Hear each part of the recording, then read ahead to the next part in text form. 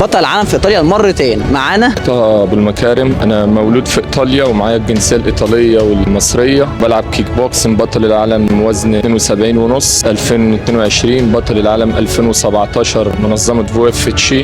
انا اتولدت هنا في ايطاليا، طول عمري عندي حب وانتماء لبلدي، فحبيت اكون الاول يعني اللي العب باسم مصر. انا معايا الجنسيه الايطاليه والمصريه بس اخترت العب بالمصريه. ليه اخترت تلعب باسم مصر؟ يعني ليه انت معاك الجنسيه الايطاليه، ليه ما تلعبش باسم ايطاليا احسن؟ لان انا بحب بلدي وحبيت اكون اول واحد مصري يلعب اللعبه دي باسم مصر. ازاي بتلعب باسم مصر؟ لعبت ضد ايه او عملت ايه؟ انا عامل في المحترفين 55 ماتش، خسران 4. لعبت يعني في جميع انحاء العالم، لعبت في فرنسا، لعبت في هولندا، لعبت في بلجيكا، لعبت في سويسرا كتير، لعبت في كل حته في ايطاليا، لعبت في بلاد كتيره وعندي لسه ماتشات تانية. يعني الماتش الجاي هلعب في بلغاريا. عملت انجازات هنا؟ انا واخد مرتين بطل ايطاليا 2015، بطل العالم 2017، تاني مره 2022 ضد اللاعب البرازيلي